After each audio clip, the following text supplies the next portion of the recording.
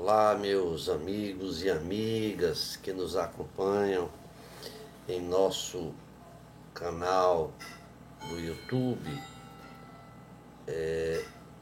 de atualizações em direito previdenciário. Hoje, em nossas atualizações, nós resolvemos falar um pouco sobre os benefícios assistenciais ao idoso e à pessoa com deficiência. O benefício assistencial é um direito social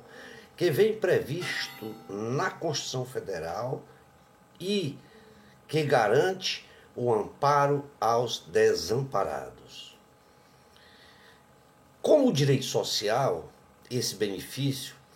se destina aos idosos e pessoas com deficiência, que não tenham estas pessoas meios de garantir o próprio sustento, condicionando isto aí a determinadas regras que iremos dissecar a seguir. Inicialmente, nós iremos falar um pouco sobre as condições para o recebimento do benefício assistencial. Para solicitar ou requisitar tal benefício, o BPC, que é o benefício da prestação continuada, como amparo legal, deve a pessoa comprovar a necessidade, demonstrando a falta de recurso, tanto seu como de sua família, que venha a garantir o sustento e acesso básicos às necessidades do indivíduo. O requisito básico é ter o idoso 65 anos de idade ou mais, ou que tenha deficiência há mais de 2 anos,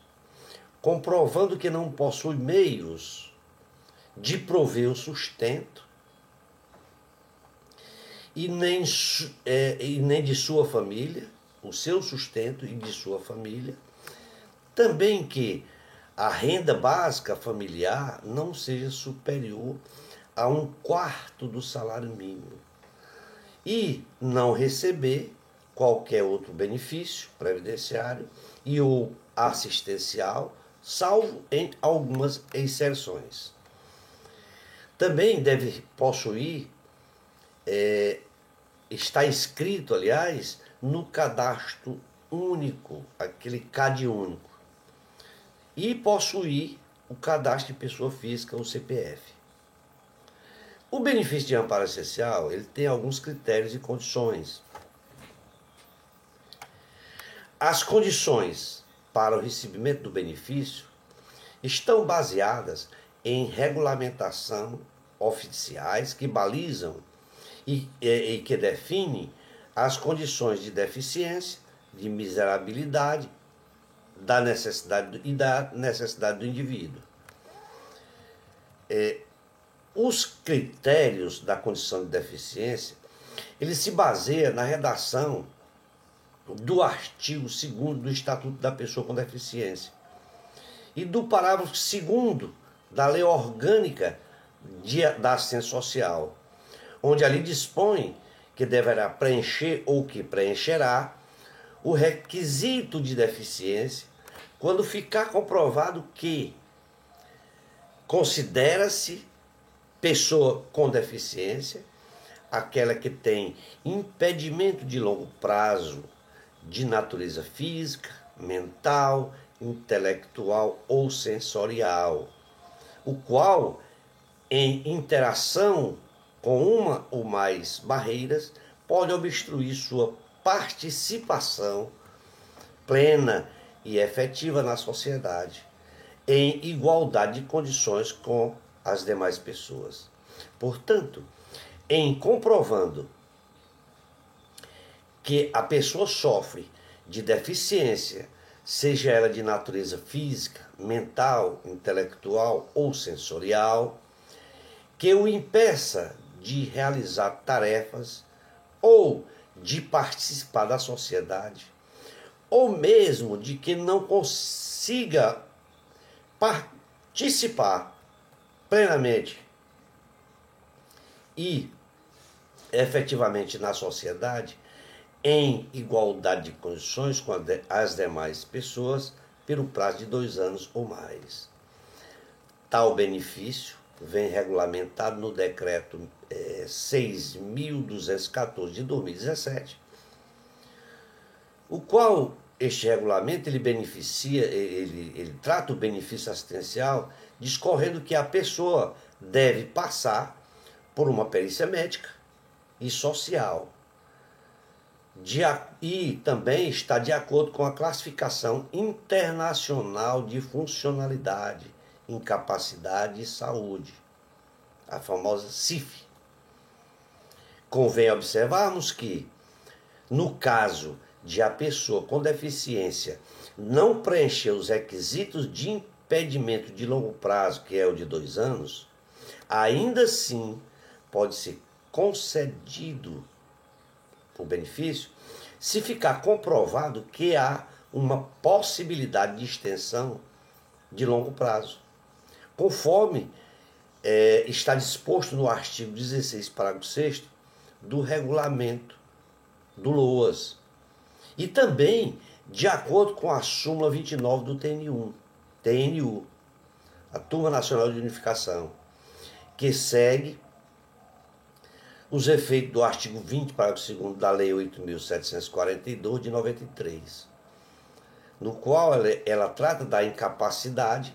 para a vida independente, de que não só é aquela que impede as atividades mais elementares da pessoa, mas também aquela impossibilidade de prover ao próprio sustento. E que a incapacidade não precisa ser permanente para fins de concessão do benefício assistencial de prestação continuada. Quanto aos critérios dos requisitos econômicos, devemos observar as regras e definições da Lei 8.742 de 93,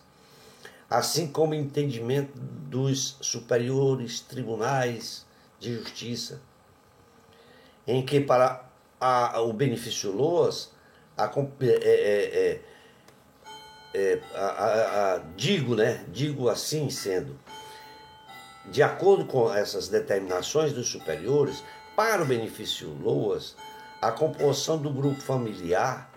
de acordo com a definição dada pela Lei 8.742 de 93, o grupo familiar ele é composto por cônjuge ou companheiro, ou companheira, né? Companheiro ou companheira, pais e na ausência deles a madrasta ou padrasto, irmãos solteiros, filhos e enteados solteiros, menores e menores tutelados. Tais requisitos conceituados pela lei, eles são restritivos e não pode ser ampliado para que outros familiares façam parte do grupo familiar do idoso ou da pessoa com deficiência. Quanto à renda mensal bruta, conforme disposições legais disposta lá no regulamento do LOAS, a renda mensal bruta a ser considerada corresponderá à soma dos rendimentos brutos auferidos mensalmente pelos membros da família, compostas por salários, proventos, pensões, pensão alimentícia, benefícios da Previdência pública ou privada, seguro-desemprego, comissões, prolabore e outros rendimentos do trabalho não assalariado. Rendimentos do mercado informal ou autônomo, rendimentos auferidos do patrimônio, renda mensal vitalícia e benefício da prestação continuada. No entanto, cabe observar que já existe decisões do Supremo Tribunal Federal, através do recurso 580 do Paraná, de que a aposentadoria no valor de um salário mínimo ou benefício assistencial não entra no cálculo da renda familiar em atenção ao que dispõe ou que está disposto no artigo 34, parágrafo único do Estatuto do Idoso. Ou seja, o benefício já concedido a qualquer membro da família, nos termos do caput deste artigo, não será computado para os fins do cálculo da renda familiar per capita a quem se refere ao LOAS. Quanto à comprovação do requisito econômico, informamos que, para realizar a comprovação dos critérios econômicos, de acordo com o artigo 13 do regulamento do BCP, as informações para o cálculo da renda familiar mensal per capita serão declaradas no momento da inscrição da família do requerente no CAD único. Também cabe informar que a pessoa que comprove que sua renda familiar supera 1/4 do salário mínimo, mas há outros elementos comprobatórios da condição de miserabilidade do grupo familiar e da situação de vulnerabilidade, esta pessoa não irá conseguir esse benefício administrativamente. No entanto, ele é reconhecido judicialmente, pois já é pacificado tal posicionamento e, portanto, o requerente conseguiria receber o benefício da prestação continuada de amparo assistencial, haja vista que, em 2016, a Turma Nacional de Unificação, TNU, decidiu favorável aos idosos e às pessoas com deficiência, estabelecendo, abre aspas, o critério objetivo consubstanciado na exigência da renda familiar per capita inferior a 1/4 do salário mínimo, gera uma presunção relativa de miserabilidade, que pode, portanto, ser afastada de outros elementos de prova. Fecha aspas. O requerimento para a concessão do benefício assistencial e do amparo assistencial tem início a partir da data da entrada do requerimento, sendo devido enquanto permanecerem as condições que deram origem à concessão, até mesmo quando deferido através de decisão judicial, seus efeitos devem retroagir à data do requerimento administrativo, uma vez que já está caracterizado que na oportunidade o requerente já preenchia os requisitos. Isto está de conformidade com a súmula número 22 do TNU. Se não, vejamos, abre aspas, se a prova pericial realizada em juízo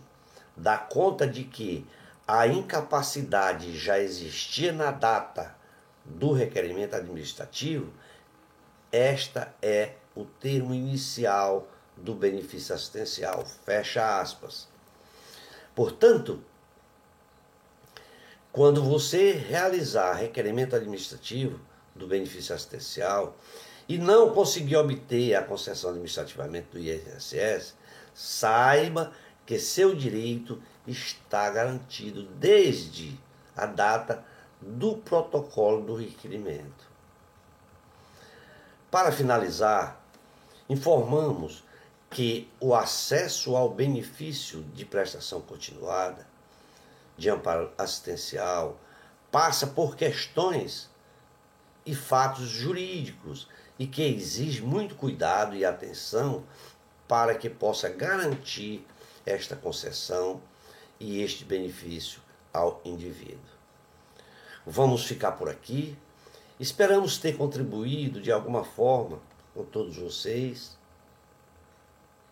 Nos comprometemos sempre a estar atualizando aos idosos e aposentados, está aqui falando em nossas atualizações dos benefícios de todos e para todos. Forte abraço, até uma próxima atualização. A tempo. Pedimos aos que assistem nosso canal que façam sua inscrição, clique lá em se inscrever e nos ajude a melhorar o conteúdo através de perguntas e ou sugestões. Forte abraço e até uma próxima atualização.